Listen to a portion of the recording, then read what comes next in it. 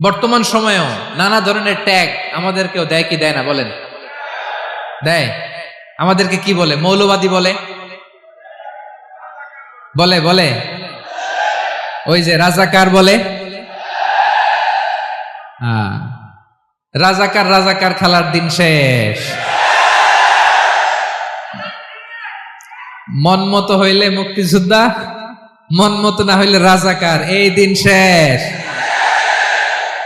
ওই দিন আর নাই, এই কার্ড দিয়ে আর খেলার দিন নাই। এগুলো মানুষ আর খায় না এখন, এগুলো গিলে না আর। সাধারণ মানুষ বড্ড সচেতন। দেখেন, কালের বিবর্তনে, সময়ের আবর্তনে একই পরিক্রমা আমাদেরকেও ট্যাগিং করে, আমাদেরকে মৌলবাদী বলে, ব্যাকডেটেড বলে, রাজাকার বলে, জঙ্গি বলে, যুদ্ধাপরাধী বলে। আছে না এরকম? ওয়াসবির আলা মা ইয়াকুলুন, নিজের সাথে মিলায় নেন, যা বলে ধৈর্য ধারণ করো। ওয়াহজুরহুম হাজরান জামিলা, জাস্ট ইগনোর দেম, ভালোভাবে ইগনোর করেন, খালাস, সালাম দিয়ে কেটে পড়েন। তাহলে প্রিয় ভাইরা, এই বিপদ আপদ আমাদের পিছু ছাড়বে না, পিছু ছাড়বে না। নবীদের পিছু ছাড়ে নাই, আমরা কোথায়? আমরা আর কি? বিপদ আমাদেরকে ধৈর্য ধারণ করতে হবে, মনোবল হারাইলে হবে না। তাহলে প্রিয় ভাইরা, এটাই জীবনের বাস্তবতা। সবর আমাদেরকে এখতিয়ার করতে হবে, হতাশ হওয়া যাবে না। অনেকে আমরা অল্পতে হতাশ হই। এই যে আমরা ধৈর্য ধারণ করছি, এর ফল পাচ্ছি না। দীর্ঘ 1.5 দশক ধরে ধৈর্য ধারণ করছেন না আপনারা? এখন মুক্তি, স্বাধীনতা, বিজয় এনে দিয়েছে কে? ধৈর্য ধারণ করুন। ধৈর্যের যে ফলাফল, এটা বড় মিষ্টি। আসসালামু আলাইকুম ওয়া রাহমাতুল্লাহি ওয়া বারাকাতুহু। আমরা শুরুতে আল্লাহ রাব্বুল ইজ্জা ওয়াল জালালের দরবারে শুকরিয়া জ্ঞাপন করছি, যিনি আজকে আমাদেরকে এরকম চমৎকার একটি পরিবেশে, চমৎকার একটি ইসলামিক কনফারেন্সে উপস্থিত হওয়ার সুযোগ করে দিয়েছেন। আমরা সবাই পড়ছি কালিমাতুশ শুকর, আলহামদুলিল্লাহ।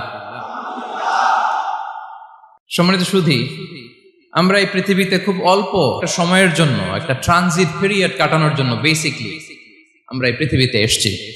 আমরা কি চিরকাল এই পৃথিবীতে থাকবো বলেন তো? না, একটা ট্রানজিট পিরিয়ডে আমরা এসেছি, আবার চলে যেতে হবে।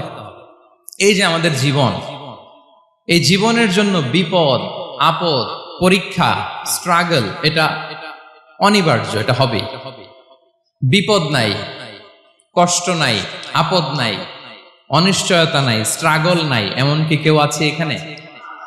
কেউ কি হাত তুলে বলতে পারবেন যে হুজুর আমার জীবনে কোনো বিপদ নাই, অথবা আমার জীবনে কোনো দুঃখ নাই, কষ্ট নাই, কোনো স্ট্রাগল নাই, কোনো রিস্ক নাই?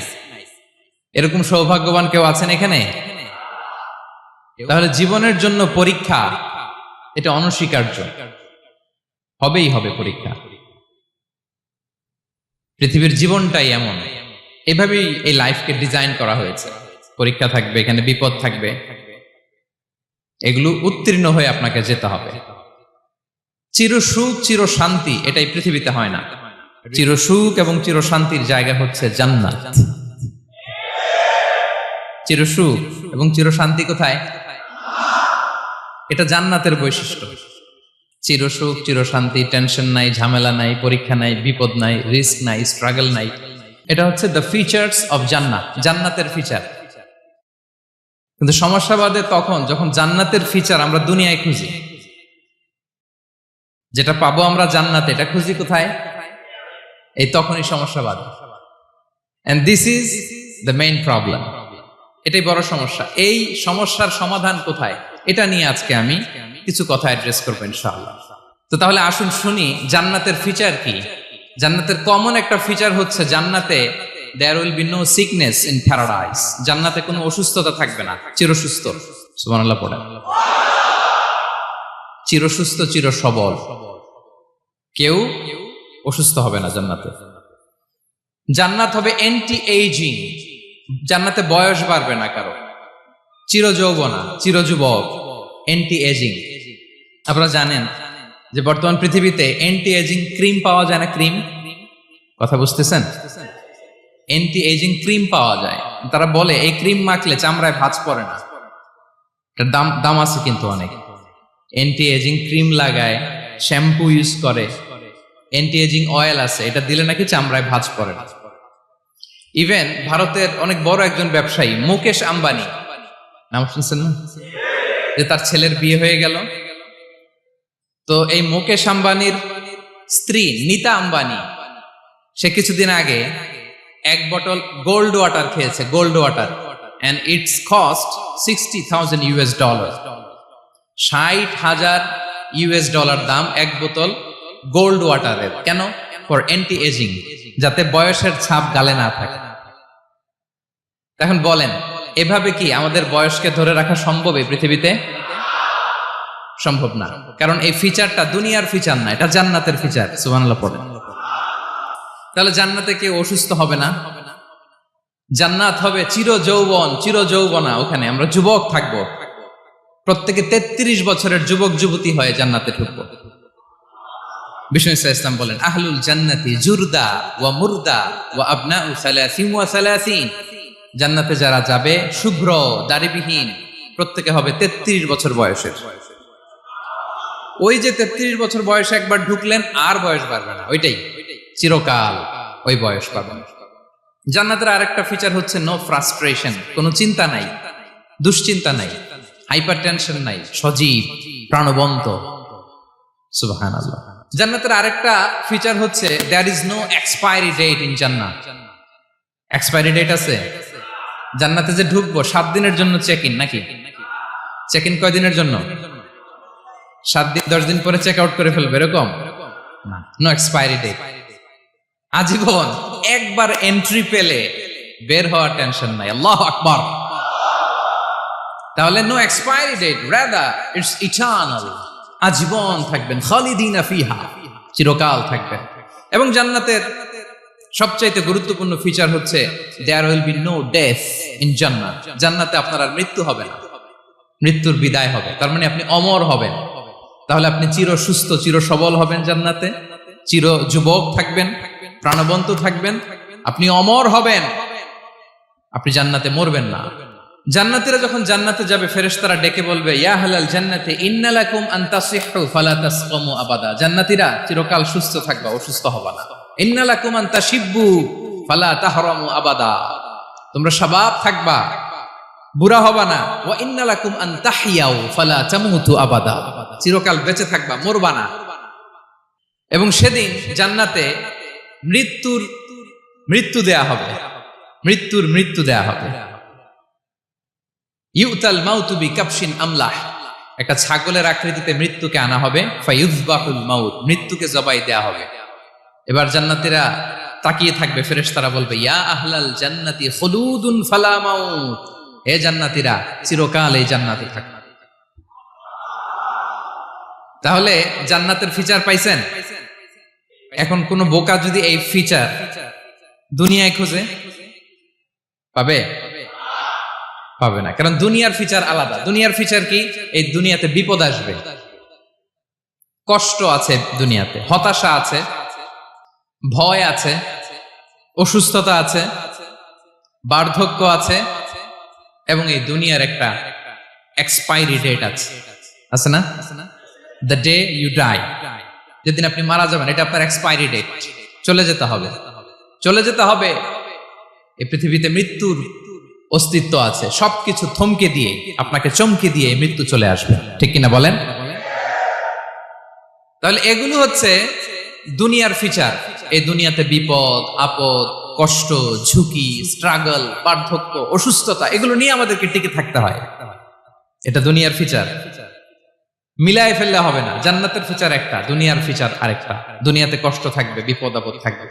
এই দুনিয়ার ফিচারটা আল্লাহ তাআলা কোরআনের একটা আয়াতে খুব চমৎকার ভাবে উল্লেখ করেছেন। সেটা দিয়েই আমি আলোচনা শুরু করেছি। আল্লাহ তাআলা ইরশাদ করছেন, ওয়ালা নাবলুওয়ান্নাকুম বিশাইইম মিনাল খাউফি ওয়াল জুই ওয়া নাকসিম মিনাল আমওয়ালি ওয়াল আনফুসি ওয়াস সামারাত ওয়া বাশশিরিস সাবিরিন। আল্লাহ তাআলা বলছেন, অবশ্যই অবশ্যই আমি তোমাদেরকে পরীক্ষা করব, ভয় দিয়ে, ক্ষুধা দিয়ে, সম্পদের ঘাটতি দিয়ে, আতঙ্ক দিয়ে, প্রাণনাশ দিয়ে, ফল ফসলের হানি দিয়ে পরীক্ষা করব। কিন্তু এই পরীক্ষায় যারা উত্তীর্ণ হবে, যারা সবর ইখতিয়ার করবে, ওয়াবাশশিরিস সাবিরিন, ধৈর্যশীলদের জন্যই হচ্ছে সুসংবাদ। আলহামদুলিল্লাহ পড়ে। তাহলে সম্মানিত সুধী, আমরা বুঝতে পারলাম এই পৃথিবীর ফিচার হচ্ছে এখানে বিপদ থাকবে, বিপদ ছাড়া কেউ থাকবে না। স্ট্রাগল থাকবে, কষ্ট থাকবে, ঝুঁকি থাকবে, রিস্ক থাকবে, এবং নানা ধরনের বিপদ আপদ দিয়ে আল্লাহ তাআলা আমাদেরকে পরীক্ষা করবেন। এটা মাস্ট, এটা আমাদের মাইন্ডসেটে নিয়ে নিতে হবে, মাইন্ডসেটে এটা ক্লিয়ার থাকতে হবে। চিরসুখ চিরশান্তি এই দুনিয়াতে মিলবে, কোথায় মিলবে তাহলে এটা? তাহলে বিপদ আসবেই, আপদ আসবেই, পরীক্ষা থাকবেই আমাদের জীবনে। তবে ইন্টারেস্টিংলি মজার বিষয় হচ্ছে পরীক্ষাটা এক একজনের এক এক রকম। পুরো পৃথিবীটা একটা পরীক্ষা ক্ষেত্র, কিন্তু কারো প্রশ্নপত্রের সাথে কারো প্রশ্নপত্রের কোনো মিল নাই। সুবহানাল্লাহ। আমার পরীক্ষা একরকম, আপনার পরীক্ষা আরেক রকম, ওই ভাইয়ের পরীক্ষা আরেক রকম, ওনারটা আরেক রকম। সবাই পরীক্ষার্থী, সবাই পরীক্ষার্থী, কিন্তু কারো প্রশ্নপত্রের সাথে কারো প্রশ্নপত্রের কোনো মিল নাই। কারো জন্য পরীক্ষা হচ্ছে সে খুব অসুস্থ, প্রচন্ড অসুস্থতা, তার জন্য পরীক্ষা। ক্যান্সারের রোগী, দুরারোগ্য ব্যাধি, ডক্টর বলছে 4th স্টেজে চলে আসছে, কয়েক মাস বাঁচতে পারে, এটা তার জন্য পরীক্ষা। আবার কারো দেখবেন যে খুব একটা অসুস্থতা নাই, অসুস্থতার ঝামেলা নাই, কিন্তু তার দারিদ্রতা আছে, তার আর্থিক অনটন, এটা তার জন্য পরীক্ষা। আবার কারো দেখবেন অসুস্থতাও নাই, দারিদ্রতাও নাই, তার দাম্পত্য জীবনের সমস্যা আছে না নাই? অনেকের দেখবেন এগুলো কোনোটাই সমস্যা না, তার ছেলে কথা শোনে না, মাদকাসক্ত। আহা, মাদকাসক্ত, রিহ্যাবে পাঠায়, আবার আসে, আবার গাঁজা খাওয়া শুরু করে, আছে না নাই বলেন? দেখেন তার পরীক্ষাটা আবার আলাদা। অনেকের দেখবেন মেয়ে বাবার কথা শোনে না। আবার অনেকের দেখবেন যে ব্যবসায় সমস্যা, লসের পর লস, লাভ উঠাতে পারে না। তাহলে পরীক্ষা ছাড়া, বিপদ আপদ ছাড়া দুনিয়াতে কেউ নাই, কেউ নাই প্রিয় ভাইরা। এটা আমাদের মাথায় রাখতে হবে। পরীক্ষা আপনাকে দিতেই হবে, পরীক্ষা দিয়ে দিয়েই নিজেকে প্রমাণ করতে হবে। আর এক একজনের পরীক্ষাটা এক এক রকম, কারো পরীক্ষার সাথে কারো পরীক্ষার কোনো মিল থাকবে না। তো মাঝে মাঝে আমরা এটা ভুলে যাই। আল্লাহ তাআলা কালামে পাকে রিমাইন্ডার দিয়ে আমাদেরকে স্মরণ করিয়ে দিতে চান যে এই পৃথিবীতে আসলে তোমরা এসেছো পরীক্ষা দিতে। এটাই জীবনের বড় বাস্তবতা। আমাদের জীবনে যত হতাশা, আমাদের জীবন নিয়ে যত অভিযোগ, আমাদের মনে যত কষ্ট, আমাদের হৃদয়ের ভেতরে যত অস্থিরতা, তার মূলে হচ্ছে এই সমস্যা যে আমরা ভুলেই গেছি আমরা পরীক্ষা দিতে আসছি। এটা যদি ভুলে না যান, এটা যদি আপনার মাইন্ডসেটে থাকে যে পুরো জীবনটা একটা পরীক্ষা, তাহলে দেখবেন কোনো কিছু আপনাকে কাবু করতে পারবে না। আপনি হতাশ হবেন না, জীবন নিয়ে আর অভিযোগ থাকবে না, আপনি ভেঙে পড়বেন না, সব অভিযোগ হতাশা দূর হয়ে যাবে। তার মানে বুঝতে পারলাম পরীক্ষা আপনাকে দিতেই হবে। পরীক্ষা দেয়া ছাড়া এই পৃথিবী থেকে চলে যাওয়ার কোনো চান্স বা সুযোগ আমাদের কারো নেই। সূরাতুল আনকাবুতে আল্লাহ তাআলা এই কথাটা আরো চমৎকার ভাবে বলেছেন। আল্লাহ তাআলা ইরশাদ করছেন, আহাসিবান নাসু আইয়ুতরাকু আইয়াকুলু আমান্না ওয়া হুম লা ইফতানুন ওয়ালাকাদ ফাতান্নাল্লাযীনা মিন ক্বাবলিহিম ফালা ইয়া'লামান্নাল্লাহু আল্লাযীনা সাদাকু ওয়া লা ইয়া'লামান্নাল কাযিবিন। আল্লাহ বলেন, মানুষ কি ভেবেছে সে শুধু বলবে আমি ঈমানদার আর তাকে আমি জান্নাতে ঢুকাই দিব? না, কখনো না, কোশ্চিন কালেও না। বরং পূর্ববর্তীকালে যারা পৃথিবীতে এসেছিল তাদেরকে আমি পরীক্ষা নিয়েছি, পরীক্ষা করেছি, এবং তাকেও ঈমানের প্রশ্নে সে সত্যবাদী না মিথ্যাবাদী পরীক্ষা দিয়ে দিয়ে নিজেকে প্রমাণ করতে হবে। ঠিক কিনা বলেন? পরীক্ষা দিয়ে আপনাকে প্রমাণ করতে হবে। এবং এই পরীক্ষার ব্যাপারটা, এটা যে শুধু আমরা সাধারণ মানুষ আমাদের জীবনে দুঃখ বিপদ পরীক্ষা এমনটা না। এই পৃথিবীর সবচাইতে শ্রেষ্ঠ মানুষ যারা ছিলেন তাদেরকে আল্লাহ পরীক্ষা নিয়েছেন। বলেন তো এই পৃথিবীতে সবচাইতে শ্রেষ্ঠতম মানুষ কারা? সবচাইতে শ্রেষ্ঠ ভালো মানুষ কারা ছিল পৃথিবীতে? বলেন তো নবীরা। আওয়াজ করে বলেন তো কারা? তো বলেন তো নবীদের জীবনে পরীক্ষা ছিল কি ছিল না? হ্যাঁ ছিল। বেশি না কম? বিষ্ণু ইসলামকে জিজ্ঞাসা করা হলো, আইয়ুন নাসি আশাদ্দু বালাআন ইয়া রাসূলুল্লাহ, হে আল্লাহর রাসূল এই পৃথিবীতে কাদের জীবনে পরীক্ষা বেশি? বিষ্ণু ইসলাম বললেন, আল আম্বিয়া, নবীদের জীবন। আল আম্বিয়া সুম্মাল আমসাল ফাল আমসাল, সবচাইতে জীবনে পরীক্ষার সম্মুখীন সবচাইতে বেশি হয়েছেন নবীরা। তারপরে নবীদের পরবর্তী অবস্থান যাদের, সিদ্দিকিন যারা, সোহাদা যারা, সলিহিন যারা, আল্লাহওয়ালা যারা, তাদের জীবনে পরীক্ষা বেশি। ইউবতালার রাজুলু আলা হাসাবি দীনি, ব্যক্তির দিনদারি যত বেশি তার জীবনে আল্লাহর পরীক্ষাও তত বেশি। আপনি আল্লাহওয়ালা হবেন, আপনার জীবনে পরীক্ষাও অনেক বেশি। এজন্য ইমানদার হওয়া যেমনি মর্যাদার, ইমানদারের জীবনে পরীক্ষাও হবে অনেক বেশি। এবং পরীক্ষা যত বড়, খেয়াল রাখতে হবে, মন খারাপ করার কোনো সুযোগ নেই। পরীক্ষা যার জীবনে যত বড়, সেটাতে সফল হতে পারলে ওটার প্রতিদানও বড়। পরীক্ষা যত বড়, এটাতে সাকসেস হইতে পারলে এটার রিওয়ার্ডও তত বড়। বিষ্ণু ইসলাম বলেন, ইযামুল জাযাই মাআ ইযামিল বালা, বালা যত বড়, জাযাও তত বড়, প্রতিদানও তত বড়। কারণ নবীদের জীবনে যদি খেয়াল করেন, দেখবেন যেই নবীর জীবনে পরীক্ষা যত বেশি, সেই নবীর জীবনে সফলতাও তত বেশি। সাইয়েদনা ইব্রাহিম আলাইহিস সালামের কথাটা একটু খেয়াল করেন তো, বলেন তো ওনার জীবনে পরীক্ষা কেমন ছিল, বেশি না কম? ওনার জীবনের পরীক্ষা থেকেই তো আমরা এই শব্দটা ব্যবহার করি, আমরা বলি অগ্নি পরীক্ষা। কি বলি? মানে আগুনে নিক্ষেপ করা হয়েছে সাইয়েদনা ইব্রাহিম আলাইহিস সালামকে, তাও স্বাভাবিকভাবে না, উলঙ্গ করে, ন্যাকেট করে ওনাকে অপমানিত করবার জন্য ওনার গায়ের জামা কাপড় খুলে উলঙ্গ অবস্থায় আল্লাহর খলিল সাইয়েদনা ইব্রাহিম আলাইহিস সালামকে অগ্নিকুণ্ডে নিক্ষেপ করা হয়েছিল। এরকম এক্সপেরিয়েন্স এই অডিটোরিয়ামের ভেতরে আমাদের কখনো হয়েছে? তাইলে সাধারণ মানুষের জীবনের পরীক্ষা আর নবীদের জীবনের পরীক্ষার মধ্যে পার্থক্য আছে না নাই? ওই পরীক্ষায় উনি পাশ করে ফেললেন। 86 বছর পর্যন্ত আল্লাহর কাছে দোয়া করলেন, আল্লাহ আমাকে একটা নেককার সন্তান দাও। আল্লাহ সন্তান দেয় না।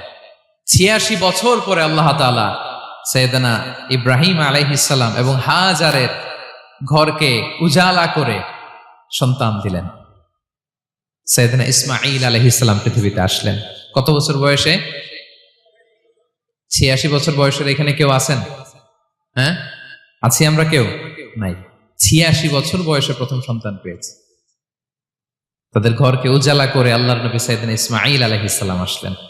এবার আল্লাহ বললেন, যাও স্ত্রীকে আর এই কলিজার টুকরা সন্তানকে, থাকো তো প্যালেস্টাইনে, প্যালেস্টাইন থেকে ১,৫০০ কিলোমিটার দূর, দ্য ব্যারেন ল্যান্ড, ওই মক্কার ধুধুমরু প্রান্তরে রেখে আসো, যেখানে কেউ নাই, মানুষ নাই, গাছ নাই, পাখি নাই, পানি নাই, যাও রেখে আসো।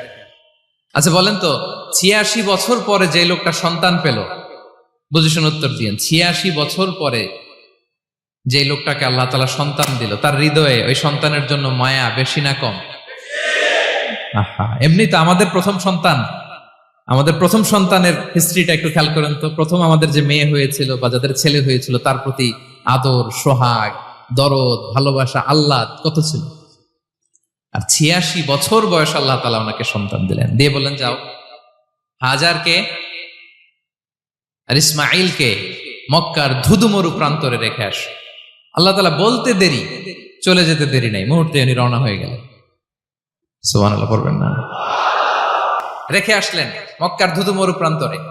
এবার আল্লাহ বললেন, যাও রিটার্ন ব্যাক টু প্যালেস্টাইন, প্যালেস্টাইনে চলে যাও। চলে গেলেন, হৃদয়টা ভেঙে খান খান। অনেক বছর পরে আল্লাহ তাআলা আবার অনুমতি দিলেন, যাও এবার ছেলেকে দেখে আসতে পারো, যাও প্যালেস্টাইন থেকে আবার মক্কায় যাও। সাইয়েদনা ইব্রাহিম আলাইহিস সালাম প্যালেস্টাইন থেকে আবার ১,৫০০ কিলোমিটার পথ পাড়ি দিয়ে, এখনকার মতো ফ্লাইটে যায় না, গাড়িতেও না, উটে করে। কিসে করে? উনি যে কতবার মক্কা থেকে ফিলিস্তিন এসেছেন আর গিয়েছেন, কোন ইয়ত্তা নাই, হিসাব নাই। গেলেন, এবার ছেলেটা হাঁটতে পারে, দৌড়াতে পারে, একটু একটু কথা বলতে পারে, আব্বু আব্বু ডাকতে পারে। কেমন মায়া লাগে বলেন তো? মায়া ভালোবাসায় যখন টইটম্বুর, ঠিক ওই মুহূর্তে আল্লাহ বললেন, ছেলেকে জবাই করো, জবাই করো ছেলেকে। আল্লাহ তাআলা বলতে দেরি করেছেন, আল্লাহর আদেশ পালনে ১ সেকেন্ডও তিনি দেরি করেন নাই। ছুরি চালালেন, জান্নাত থেকে দুম্বা নিয়ে আসা হলো। এভাবে আল্লাহর নবী ইব্রাহিম আলাইহিস সালাম ওনার জীবনের প্রতিটি ক্ষেত্রে যেখানে আল্লাহ তাআলা ওনাকে পরীক্ষা নিয়েছেন, উত্তীর্ণ হয়েছেন। এবং দেখেন ওনাকে আল্লাহ তাআলা কি উপহার দিলেন। আল্লাহ তাআলা ওনাকে খলিলুল্লাহ উপাধি দিলেন, আল্লাহর বন্ধু। সুবহানাল্লাহ বলেন। আল্লাহ তাআলা বলছেন, ওয়া ইযি বিতালা ইব্রাহিম রাব্বুহু বিকালিমাতিন ফাআতাম্মাহুন, ক্বালা ইন্নী জাইলুকা লিন-নাসি ইমামা। আল্লাহ অনেকগুলো পরীক্ষা নিয়েছিলেন সাইয়েদনা ইব্রাহিম আলাইহিস সালাম, প্রতিটা পরীক্ষায় সাকসেসফুলি পাস করেছেন, গোল্ডেন এ প্লাস। আল্লাহ বলেন ইন্নী জাইলুকা লিন-নাসি ইমামা, I'm gonna make you the leader for the entire human being. I'm gonna appoint you as a leader for the entire universe. গোটা বিশ্বের জন্য, গোটা মানবতার জন্য আমি তোমাকে লিডার বানায় দিলাম। ইযামুল জাযাই মা'a ইযামিল বালা।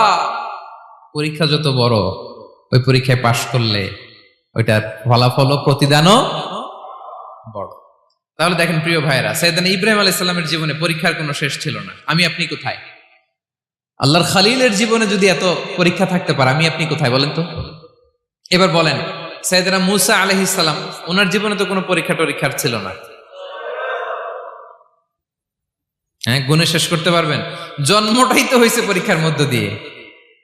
মিশরের ছেলে সন্তান হইলে ফেরাউন বলছে জবাই করো, ওনার মা এরকম সিন্ধুকে করে ভাসায় দিলেন নীল নদীতে। আল্লাহু আকবার! কি একটা রোমাঞ্চকর পরিস্থিতির মধ্য দিয়ে আল্লাহ তাআলা ওনাকে বাঁচালেন। সুবহানাল্লাহ। জন্মই হয়েছে পরীক্ষার মধ্যে দিয়ে। বড় হইলেন, ফেরাউনের ভয়ে দেশ ত্যাগ করলেন, মিশর থেকে মাদিয়ান। আবার আল্লাহর আদেশে যখন ফিরে আসলেন, আবার ফেরাউনের সাথে তর্ক বিতর্ক, যুদ্ধ। একটা রাত আল্লাহ নবী মূসা আলাইহিস সালাম শান্তি মতো মিশরে ঘুমাতে পারে নাই। একটা রাত। শেষ পর্যন্ত এই ফেরাউন মূসা আলাইহিস সালামকে ধাওয়া করেছে। ফেরাউনের ধ্বংসের আগ পর্যন্ত সে মূসা আলাইহিস সালামকে ধাওয়া করেছে। তার মানে মূসা আলাইহিস সালাম এই বিপদ আপদ পরীক্ষা এগুলো থেকে মুক্তি পান নাই। এবার বলেন ঈসা আলাইহিস সালামের কথা। ওনার জীবনে তার পরীক্ষা ছিল না। কি পরীক্ষা ছিল? হ্যাঁ, আল্লাহু আকবার। Same scenario goes to the biography of every messenger in the world. পৃথিবীর সব নবীর ক্ষেত্রে একই ঘটনা ঘটেছে। সাইয়েদনা ঈসা আলাইহিস সালাম দাওয়াত যখন দিলেন, ওনার বিরোধিতা শুরু হলো, ওনাকে হত্যার ষড়যন্ত্র হলো। ইভেন কি ওনাকে মারার জন্য বনি ইসরাইলেরা উদ্ধত হলো, জানে বাঁচবার জন্য পালালেন। এক ঘরে ঢুকলেন, চারদিক দিয়ে ঘেরাও করলো, উনি দরজা জানালা লাগাই দিলেন। ওরা বললো একজন দরজা ভেঙে জানালা ভেঙে ভিতরে ঢুকে দেখো বেটা ঈসা কি করে। একজন ভিতরে ঢুকছে, ঢুকার সাথে সাথে বল রাফাআহুল্লাহু ইলাইহি, আল্লাহ তাআলা ঈসা আলাইহিস সালামকে উপরে উঠায় নিল। আর যেই লোকটাকে তারা ভিতরে ঢুকালো, তার চেহারাকে আল্লাহ তাআলা ঈসা আলাইহিস সালামের চেহারার মতো করে দিলেন। এবার তার বাইরের সাথীরা বলে ঘটনা কি, বেটা ঈসাও বেরোয় না, আমাদের লোকটাও বেরোয় না, সবাই ঢুক। দরজা ভেঙে ভেতরে ঢুকে দেখে ঈসা দাঁড়ায় আছে। বলেন তো এটা ঈসা না মিসা? এটা কি আসল ঈসা? ওমা কতালু ওমা সলাবু ওয়ালাকিন শুব্বিহা লাহুম। আল্লাহ বলে তোমরা আমার নবী ঈসাকে হত্যাও করতে পারো নাই, শুলেও চড়াতে পারো নাই, আমি সেফটি সিকিউরিটি দিয়ে আমার নবী ঈসা আলাইহিস সালামকে আকাশে তুলে নিয়েছি। তাহলে ওনার জীবনে পরীক্ষার শেষ ছিল না। এবার যদি আমরা বিশ্বনবী সাল্লাল্লাহু আলাইহি ওয়াসাল্লামের জীবনের দিকে তাকাই, ওনার জীবনটা দেখেন তো। আমাদের পেয়ারা নবী বিশ্বনবী মুহাম্মদুর রাসূলুল্লাহ সাল্লাল্লাহু আলাইহি ওয়াসাল্লাম, ওনার জীবনে কি স্ট্রাগল ছিল? স্ট্রাগল। মাক্কি জীবনের কথা যদি একটু খেয়াল করেন, দেখেন তো 3 বছর শিয়াবে আবি তালেবে জেল খেটেছেন, না খেয়েছিলেন। ওনার বংশের লোকেরা প্রথমে ছাগল খেয়েছে, ছাগলগুলো যখন শেষ, ছাগলের চামড়াগুলো শুকিয়ে ওইটা খাইছে। গাছের পাতা ছাল এগুলো খেয়ে খাবারের অভাবে বেহুশ হয়ে পড়ে থাকতো তারা। না খেয়ে কয়দিন ছিলেন আপনি? আমি কয়দিন ছিলাম না খেয়ে? মনেই তো পড়ে না, না খেয়েছিলাম কিনা কোনোদিন।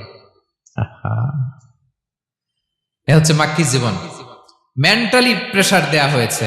বিশ্বনবীর চাচা আবু লাহাব, তার 2 ছেলে উতবা আর উতাইবা, এদের সাথে বিয়ে দিয়েছিলেন 2 মেয়ের।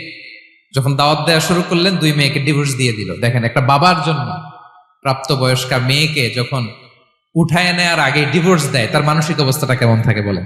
মেন্টালি প্রেসারাইজ করা হয়েছে, ফিজিক্যালি হ্যারাস করা হয়েছে। বিষ্ণু ইসলাম যখন নামাজে দাঁড়াতেন, উটের পচা নারী ভুঁড়ি বিষ্ণুনবীর কাঁধে চাপিয়ে দেওয়া হতো।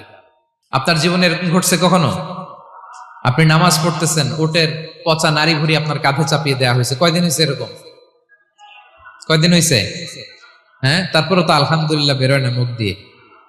কেমন আছেন হুজুর কয়েন না, বেশি একটা সুবিধার না, তাই না? বেশি একটা একটু মিলাবেন। কতটুকু পরীক্ষা আমরা দিয়েছি? তায়েফে গেলেন বিশ্বনবী, তায়েফে গেছিলেন জমির বায়না দিতে, তাই না? জমি কিনবে তায়েফে। তায়েফবাসীদেরকে জাহান্নামের আগুন থেকে বাঁচাতে গিয়েছিলেন, নিজের জন্য না। সেখানে তায়েফের ছেলেরা পাথর মেরেছে বিষ্ণু ইসলামের গায়ে। এত শুভ্র দেহ ছিল, চেহারা ছিল, বিষ্ণুবীর গা দিয়ে ঝরঝর করে রক্ত ঝরেছে। ফিজিক্যাল হ্যারাসমেন্টের শিকার হয়েছেন বিষ্ণু ইসলাম। যখন যেদিন বিষ্ণু ইসলামকে হত্যার ষড়যন্ত্র করা হলো, আল্লাহ তাআলার আদেশে তিনি মক্কা থেকে মদিনায় হিজরত করলেন। মদিনাতে যে একটা রাত, সপ্তম হিজরির আগ পর্যন্ত শান্তিতে ঘুমাতে পারেন নাই। 3 দিকে 3 ইহুদি বসতি, বনু কাইনুকা, বনু নদীর, বনু কুরাইজা। আহা, খাওয়ার মধ্যে বিষ মিশিয়ে দেয়া হয়েছিল বিষ্ণু ইসলামের। বাজুর, খাসির বাজুর রান পছন্দ করতেন। এক ইহুদি মহিলা বিষ্ণু ইসলামের ওই রানের মধ্যে বিষ মিশিয়ে দিয়েছিল। ওই বিষের যন্ত্রণায় মৃত্যুর আগ পর্যন্ত বিশ্বনবী কাতরাতেন, এবং উনি ইন্তেকালের সময় ওই বিষের ব্যথা যন্ত্রণাতে ইন্তেকাল করেছেন। বিশ্বনবীর ইন্তেকালটা শাহাদাতের ইন্তেকাল ছিল। বিষ্ণু ইসলাম বলেছেন, ওই যে খায়বার এলাকার ওই মহিলা যে আমার খাবারে বিষ মিশিয়েছিল, সেই বিষের যন্ত্রণা, বেদনা, কষ্ট আমি অনুভব করছি। খেয়ে না খেয়ে দিন প্রচারের কাজে নিজেকে দিয়েছ বিলিয়ে, তায়েফের কাফিরেরা চিনল না সে আলো, দুষ্ট ছেলেদের পিছু দিল লেলিয়ে, পাথরের আঘাতে ক্ষত বিক্ষত হয়ে সারা শরীর থেকে রক্ত ঝরে। হে রাসূল তোমাকে ভুলি আমি কেমন করে, হে রাসূল তোমাকে ভুলি আমি কেমন করে। হাজার ব্যথা বেদনার পরে ফিরে আসনি তুমি আপন ঘরে, দিনের আলো তুমি ছড়িয়ে দিতে চলে গেলে মদিনায় মক্কা ছেড়ে। হে রাসূল তোমাকে ভুলি আমি কেমন করে, হে রাসূল তোমাকে ভুলি আমি কেমন করে। ঠিক কিনা বলেন? একটা রাত শান্তিতে, শান্তির ঘুম তিনি দিতে পারেন নাই। প্রিয় ভাইরা, তাহলে আমরা কি বুঝলাম? বিশ্বনবীর জীবনও পরীক্ষা ছিল কি ছিল না? আমাদের উপায় আছে? আমরা বাঁচতে পারবো এই বিপদ আপদ পরীক্ষা ঝঞ্ঝাল থেকে? বাঁচতে চাইলেও বাঁচতে পারবো? পারবো না। ইমাম মালিক আলাইহি রাহমা নাম শুনেছেন? ইমাম মালিক, ওনার জ্ঞান থেকে লাখো লাখো মানুষ উপকৃত হয়েছে, কোটি কোটি মানুষ উপকৃত হয়েছে। মদিনার রাস্তায় রশি দিয়ে ওনাকে টেনে হিচড়ে এক এলাকা থেকে আরেক এলাকায় নিত জালেম বাদশারা। ইমাম মালিক আলাইহি রাহমা। ইমাম আহমদ ইবনে হাম্বল, ওনাকে বেত্রাঘাত করা হতো, চাবুক দিয়ে পেটানো হতো। আল ইমাম আল আযম আবু হানিফা আলাইহি রাহমা, ওনাকে কারাবন্দী করা হয়েছিল। তার মানে দেখেন, যত বড় বড় স্কলার, যত বড় বড় মাশায়েখ, এমনকি আম্বিয়া আলাইহিmus সালাম, ওনারাও পরীক্ষা বিপদ আপদ থেকে রেহাই পান। পাইছে? তাহলে আপনি আর আমি পাবো? বলেন তো। তাহলে এটা আমাদের ব্রেইনে গেঁথে নিতে হবে যে জীবন মানেই এখানে বিপদ থাকবে, পরীক্ষা থাকবে, স্ট্রাগল করে করে আমাকে আগাতে হবে। কেউ আমার জন্য রেড কার্পেট বিছিয়ে রাখবে না। এই জীবনটা বড় জটিল। This is life, how it's design. এভাবেই পৃথিবীকে ডিজাইন করা হয়েছে। এখানে বিপদ আছে, কষ্ট আছে। এই পরীক্ষা দিয়ে দিয়ে আপনাকে উত্তীর্ণ হতে হবে। বুঝতে পেরেছেন প্রিয় ভাইরা? নাও দ্য কোশ্চেন আরাইজ, এখন প্রশ্ন হচ্ছে, কেন আল্লাহ এই পরীক্ষা নেন? কেন?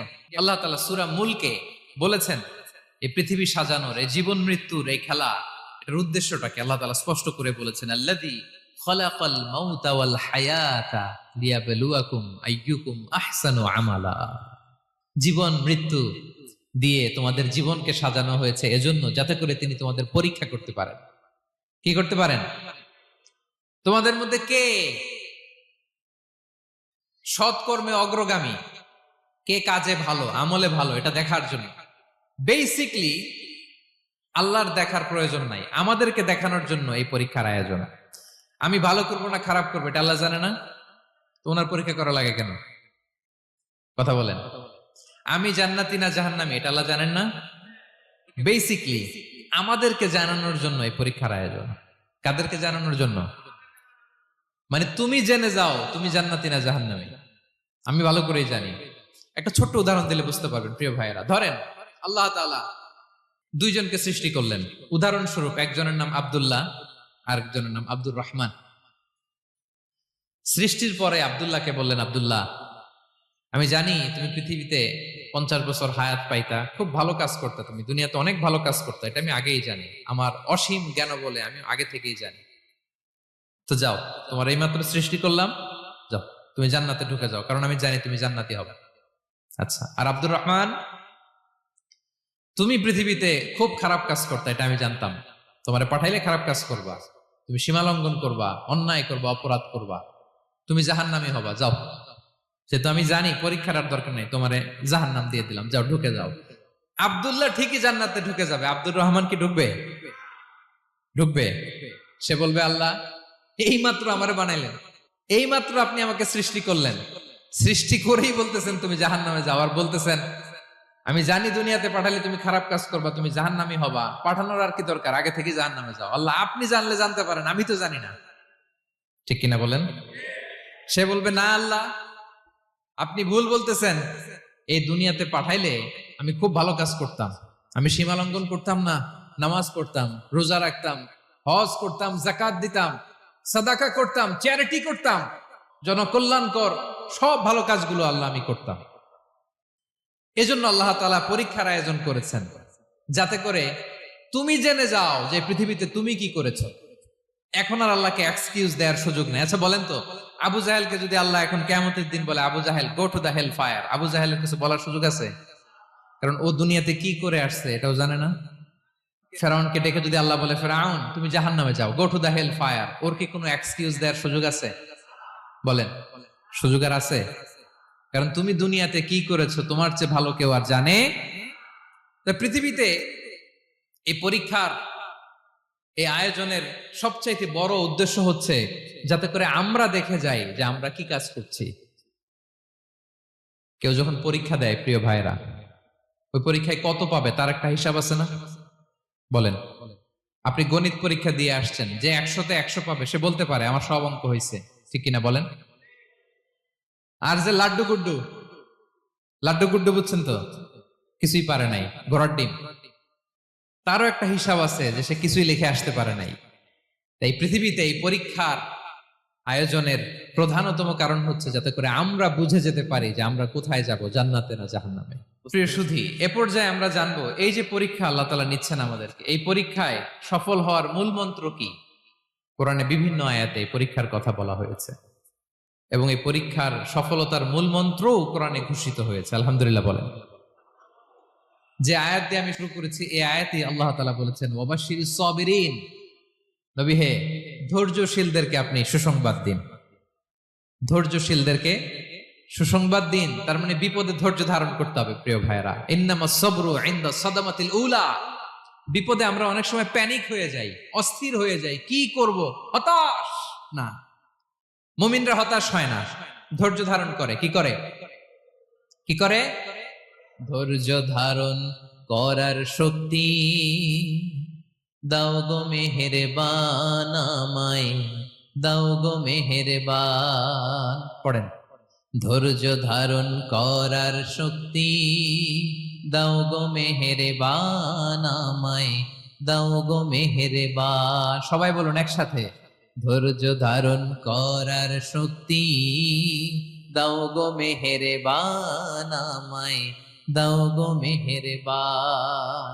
বুকের ভেতর ব্যথার নদী বইছে অবিরাম, বইছে বইছে অবিরাম। পড়ুন, ধৈর্য ধারণ করার শক্তি দাও গো মেহেরবান আমায়, দাও গো মেহেরবান। পড়েন আমিন। আল্লাহ যেন বিপদে আমাদেরকে ধৈর্য ধারণ করার তৌফিক দান করে।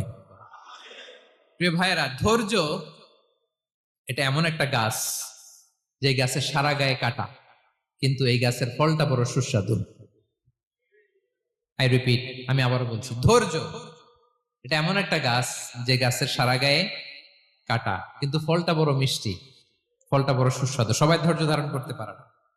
বিষ্ণু ইসলামকে আল্লাহ তাআলা নানা সময় আশ্বস্ত করেছেন, সান্ত্বনা দিয়েছেন, আর ধৈর্যের বাণী শুনিয়েছেন। আল্লাহ বলেন, ফাসবির কামা সবারা উলুল আজমি মিনার রাসূল। নবী হে, আপনার আগে দৃঢ় প্রত্যয়ী নবীরা যেরকম ধৈর্য ধারণ করেছে, আপনিও ধৈর্য ধারণ করুন। সূরাতুল মুজাম্মিল আল্লাহ তাআলা বলছেন, ওয়াসবির আলা মা ইয়াকুলুনা ওয়াহজুরহুম হাজরান জামিলা। ওরা যাই বলুক, আপনি ধৈর্য ধারণ করুন, ওদের কথাকে ইগনোর করুন। Just ignore what they are saying to you. যা বলে আপনি জাস্ট ইগনোর করেন। ওরা বিষ্ণু ঈসা ইসলামের মনোবলকে ভেঙে দেওয়ার জন্য কখনো বিষ্ণু ঈসা ইসলামকে কবি বলে গালি দিত। কবি কি বলতো? শায়ের। কখনো বলতো মজনুন, পাগল। নাউজুবিল্লাহ পড়বেন না? পাগল বলে গালি দিত। মাঝে মাঝে বলতো কাহিন, গণক। মাঝে মাঝে বিষ্ণু ঈসা ইসলামকে তারা বলতো আবতার, লেস কাটা। মুহাম্মদ, তোমার ছেলে নাই, তোমার বংশ নির্বংশ হয়ে গেছে, তোমার নাম নেয়ার মতো কেউ নাই। আহা, কপাল পোড়া। গোটা বিশ্বব্যাপী বিষ্ণু ঈসা ইসলামের সুনাম সুখ্যাতি ছড়িয়ে দিয়েছে কে?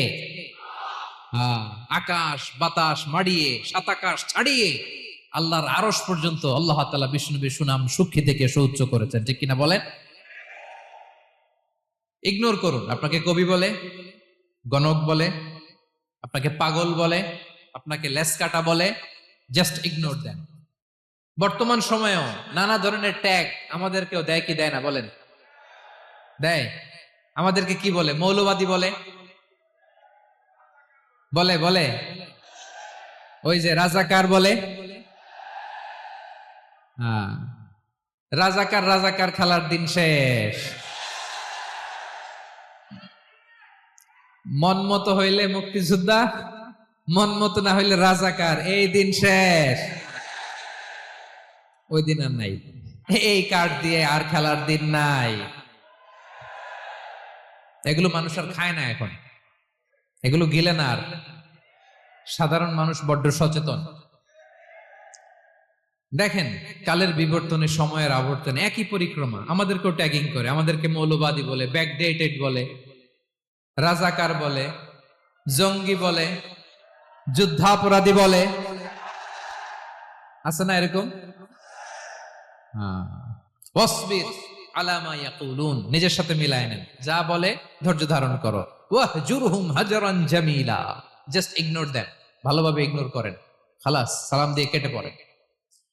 তাহলে প্রিয় ভাইরা, এই বিপদ আপদ আমাদের পিছু ছাড়বে না, পিছু ছাড়বে না। নবীদের পিছু ছাড়ে নাই, আমরা কোথায়? আমরা আর কি? বিপদ আমাদেরকে ধৈর্য ধারণ করতে হবে, মনোবল হারাইলে হবে না। দেখেন বিশ্বনবী কিভাবে আপনাদেরকে সান্ত্বনা দেয়। বিশ্বনবী বলেন, আজাবান লি আমরিল মুমিন, মুমিনের ব্যাপারটা বড় আশ্চর্যজনক। ফাইন্না আমরাহু কুল্লাহু লাহু খাইর, মুমিনের জীবনে যা ঘটে সবটাই খাইর, সবটাই কল্যাণ। ইন আসাবাতহু সাররাউ শাকারা ফাকানা খাইরাল্লাহ ওয়া ইন আসাবাতহু দাররাউ সাবারা ফাকানা খাইরাল্লাহ। মুমিনের জীবনে যদি সুখ আসে তাহলে মুমিন শুকরগুজার হয়, এটা তার জন্য ভালো। আর যদি মুমিন জীবনে দুঃখ আসে তাহলে সে সবর ইখতিয়ার করে, এটাও তার জন্য ভালো। সুবহানাল্লাহ। তাহলে দেখেন, আমরা হয় সুখে থাকি নয় দুঃখে থাকি, ঠিক কিনা বলেন? তাহলে সুখের সময় আমরা শুকর করি, কি করি? শুকরগুজার হই। শুকরিয়া করাও একটা ইবাদত, শুকরিয়া করাও কি? আর দুঃখের সময় আমরা সবর করি, সবর করাটাও একটা। তাহলে আমাদের পুরো জীবনটাই ইবাদত, পুরো জীবনটাই। সুখের সময় শুকর আর দুঃখের সময় সবর। আওয়াজ করে বলেন, সুখের সময় শুকর আর দুঃখের সময়। এই দুই ইবাদত মুমিন জীবনে চলমান, কন্টিনিউয়াস, একটা উইন উইন সিচুয়েশন। কি বলেন? উইন উইন হয়ে গেল না? যেই পরিস্থিতিতেই থাকে আমাদের জন্য লাভ। আল্লাহু আকবার। তাহলে প্রিয় ভাইয়েরা, এটাই জীবনের বাস্তবতা। সবর আমাদেরকে ইখতিয়ার করতে হবে, হতাশ হওয়া যাবে না। অনেকে আমরা অল্পতে হতাশ হই, এই যে আমরা ধৈর্য ধারণ করছি, এর ফল পাচ্ছি না? দীর্ঘ 1.5 দশক ধরে ধৈর্য ধারণ করছেন না আপনারা? এখন মুক্তি, স্বাধীনতা, বিজয় এনে দিয়েছে কে? ধৈর্য ধারণ করুন। ধৈর্যের যে ফলাফল, এটা বড় মিষ্টি। ধৈর্য এমন একটা গাছ, এই গাছের সারা গায়ে কাটা, কিন্তু এর ফলটা বড় সুস্বাদু, এর ফলটা বড় মিষ্টি। ধৈর্য ধারণ করার অভ্যাস করতে হবে প্রিয় ভাইরা। মুমিন হতাশ হয় না, হাল ছেড়ে দেয় না। মুমিন ভরসা রাখে একজনের উপর, তিনি কে? লা তাইয়াসু মির রাউহিল্লাহ, ইন্নাহু লা ইয়াইয়াসু মির রাউহিল্লাহি ইল্লাল কওমুল কাফিরুন। আল্লাহর রহ থেকে, রহম থেকে নিরাশ হয়ে যাও না। কাফির ছাড়া, অকৃতজ্ঞ ছাড়া কেউ আল্লাহর রহ থেকে, আশা থেকে নিরাশ হয় না। শয়তানের সবচেয়ে বড় মিশন হলো আমাদেরকে হতাশ বানানো, এটা খেয়াল রাখবেন। শয়তানের সবচাইতে বড় মিশন কি? আমাদেরকে হতাশ করে দেয়া। হতাশ বানাইতে পারলে সে সাকসেসফুল, খুশি। কিন্তু আমরা এত সহজে হতাশ হই না, আমরা নিরাশ হই না, আমরা বিপদে হাল ছেড়ে দেই না। আমরা ভরসা রাখি এক মহান সত্তার উপর, তিনি কে? মনে থাকবে? বিপদ আসলে ভেঙে পড়বেন, ভিসা না হইলে কান্নাকাটি শুরু করবেন, ব্যবসায় লস হইলে হাউমাউ, হতাশ হবেন, ভেঙে পড়বেন। ধৈর্য ধারণ করব আমরা। আওয়াজ করে বলেন, আমরা কি করব? সবর। বিপদ ট্যাকেল দেওয়ার প্রথম স্টেপ হচ্ছে সবর। ধৈর্য ধারণ করতে হবে। অবশ্যই সাবিরিন, ধৈর্যশীলদেরকে সুসংবাদ দাও। বিপদ থেকে বাঁচার দ্বিতীয় স্টেপ হচ্ছে এই বিপদ থেকে উত্তরণের চেষ্টা করতে হবে। কন্টিনিউয়াস প্রচেষ্টা চালিয়ে যেতে হবে। ওয়াল্লাযীনা জাহাদু ফিনা লানাহদিয়ান্নাহুম সুবুলানা। যারা আমার রাস্তায় চেষ্টা করে, প্রচেষ্টা করে, স্ট্রাগল করে, তাদেরকে আমি পথ দেখিয়ে দেই, সুবুল দেখিয়ে দেই, ওয়ে আউট দেখায় দেই, এক্সিট দেখায় দেই। কোথাও আটকাবেন না আপনি, আপনাকে এক্সিট দেখাই দিবে কে? মালয়েশিয়াতে কেলুয়ার বলে না? কেলুয়ার কি বলে চিনেন? কেলুয়ার মানে কি? এক্সিট। এক্সিট পেয়ে যাবেন, আটকাবেন না আপনি জীবনে কোথাও। 3 নাম্বার, আল্লাহর উপর তাওয়াক্কুল করতে হবে বিপদ আসলে। ওমাইয়া তাওয়াক্কাল আলাল্লাহি ফাহুয়া হাসবুহ।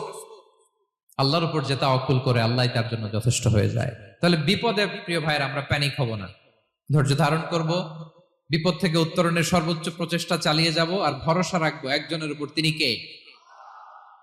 আর বিপদ আসলে এটাকে নেগেটিভলি নেবেন না সবসময়। বিপদ আপদ এটা অনেক পজিটিভ, ভালো জিনিস আমাদের জীবনে বয়ে নিয়ে আসে। শাইখুল ইসলাম ইবনু তাইমিয়া আলাইহি রাহমা, উনি বলতেন, খুব দামি কথা, খুব হেভি ওয়েট কথা, মনোযোগ দিয়ে শুনুন। তিনি বলতেন, যে নেয়ামত তোমাকে আল্লাহ থেকে দূরে সরায়, ওই নেয়ামতের চেয়ে বিপদ ভালো, যে বিপদ তোমাকে আল্লাহর দিকে ধাবিত করে। আই রিপিট, আমি আবারও বলি, যে নাজ নেয়ামত তোমাকে আল্লাহ থেকে দূরে সরিয়ে দেয়, সে নাজ নেয়ামতের চেয়ে ওই বিপদ আপদ ভালো, যেই বিপদ আপদ তোমাকে আল্লাহর কাছে টেনে নেয়। তাহলে বিপদ আপদ আসলে আপনি হতাশ হবেন? আর কখনো দুঃখ করবেন? মোয়ারের ভাইয়েরা, আর মন খারাপ করবেন? আপনি খেয়াল করে দেখেন, বিপদ আসলে আমরা আল্লাহরে ডাকি বেশি। যখন অসুস্থ আপনি খেয়াল করেন তো, আল্লাহ আল্লাহ তুমি ছাড়া বাঁচানোর কেউ নাই, আল্লাহ আল্লাহ তুমি হেফাজত করো, আল্লাহ তুমি সুস্থ করে দাও। যখন লাইফ থ্রেট, দেখেন আপনি গুম হয়ে যেতে পারেন, আপনার কারাবন্দী করতে পারে, এরকম একটা বিপদের মধ্যে আছেন, তখন খেয়াল করেন তো আল্লাহর সাথে আপনার কানেক্টিভিটি, রিলেশনশিপটা কতটা ডেভেলপ হয়। কারণ বিপদে পড়লে আমরা আল্লাহরে ডাকি বেশি। তাহলে বিপদ আপদেরও কিছু পজিটিভ সাইড বা দিক আমাদের জীবনে আছে না নাই? অনেক পজিটিভ দিক আছে, কয়েকটা শেয়ার করি। 1 নাম্বার, আল্লাহ, 1 নাম্বার পজিটিভ সাইড তো বললাম, ইমাম ইবনু তাইমিয়া যেটা বললেন। এরপরে হচ্ছে মাঝে মাঝে আল্লাহ তাআলা আমাদের মর্যাদাকে আপগ্রেড করতে চায়, এলিভেট করতে চায়। আপনি ধরেন কোন একটা এয়ারলাইন্সের রেগুলার প্যাসেঞ্জার টিকিট কাটেন, মাঝে মাঝে হঠাৎ করে দেখবেন কাউন্টারে গেলে তারা বলে, you are upgraded to business class, অথবা you are upgraded to first class. যেহেতু রেগুলার প্যাসেঞ্জার, অনেক মাইলস জমা হয়েছে, আপগ্রেড করে দেয়। আল্লাহ তাআলা মাঝে মাঝে চায় তিনি আমাদের মর্যাদাকে, র্যাঙ্ক এটাকে আপগ্রেড করবেন, কিন্তু আমার যে আমল আখলাকের অবস্থা, ওইটা দিয়ে ওই আপগ্রেড র্যাঙ্কে যাওয়ার সুযোগ নাই। বুঝতেছেন কথা? আল্লাহ চায় আমার লেভেল একটু আপ করতে, কিন্তু আমার আমলের যে অবস্থা, এতে আমি ওখানে যাই না। তখন আল্লাহ কিছু বিপদ আপদ দিয়ে, পরীক্ষা দিয়ে বান্দাকে টেস্ট করে। ওই পরীক্ষায় যদি উত্তীর্ণ হন, সাথে সাথে আল্লাহ তাআলা আপনার লেভেল বা র্যাঙ্ক আপগ্রেড করে দেয়। সুবহানাল্লাহ পড়বেন না? তাহলে লাভ না লস? আওয়াজ করে বলেন, লাভ না লস? মুমিন জীবনের সব লাভ। যত বিপদ আপদ আপনাকে স্পর্শ করে, প্রতিটাতেই আপনার জন্য কল্যাণ। বিষ্ণু ইসলাম বলেন, মা ইউসিবুল মুসলিমা মিন নাসাবিন ওয়ালা ওয়াসাবিন ওয়ালা হাম্মিন ওয়ালা হুজনিন ওয়ালা আযান ওয়ালা গাম্মিন হাত্তা শাওকাতি ইউশাকুহা ইল্লা কাফফারাল্লাহু বিহা খাতায়া।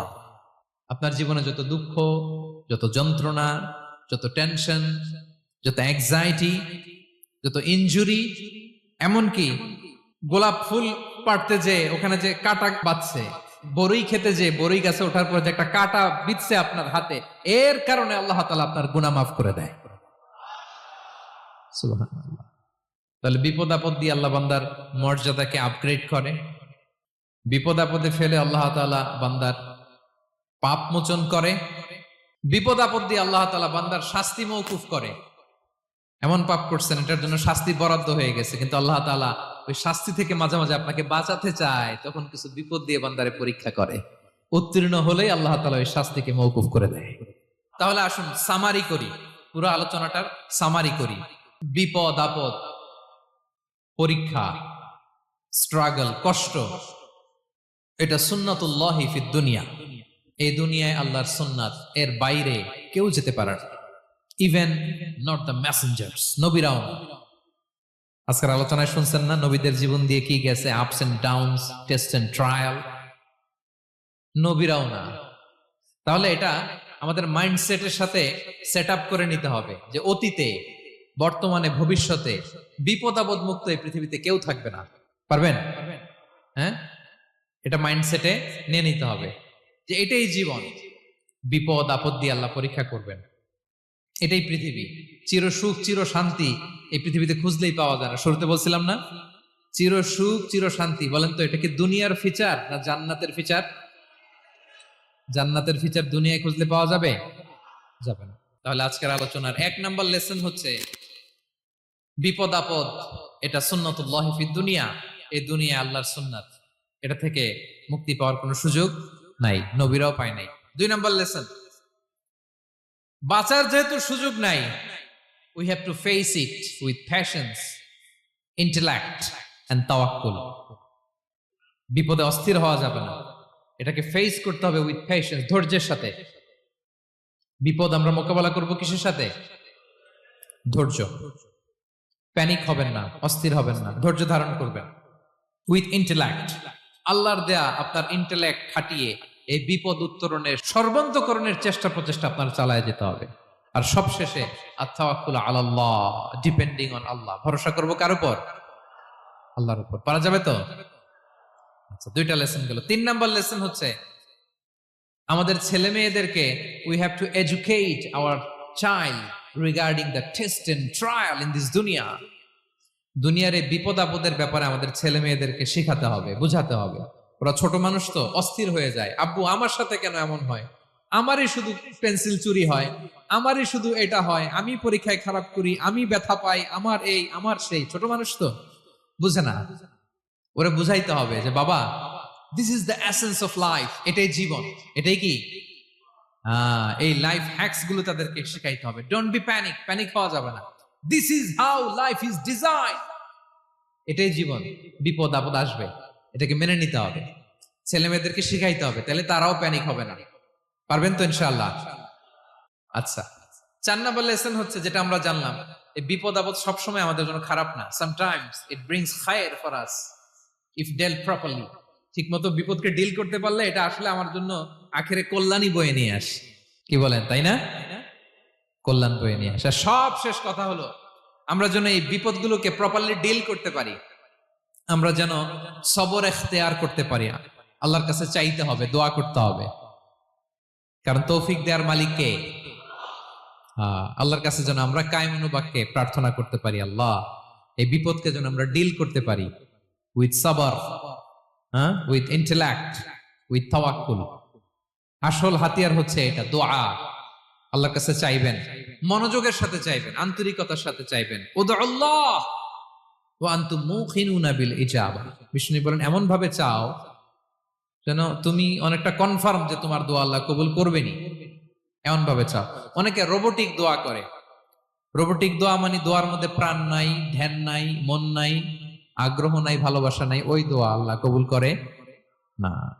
মনোযোগ দিয়ে চাইতে হবে চাওয়ার মতো, তাহলে আল্লাহ তাআলার পক্ষ থেকে তৌফিক পাওয়া যাবে। পারা যাবে তো ইনশাআল্লাহ। আল্লাহ তাআলা আমাদের সবাইকে বিপদে আপদে ধৈর্য ধারণ করার তৌফিক দান করুক।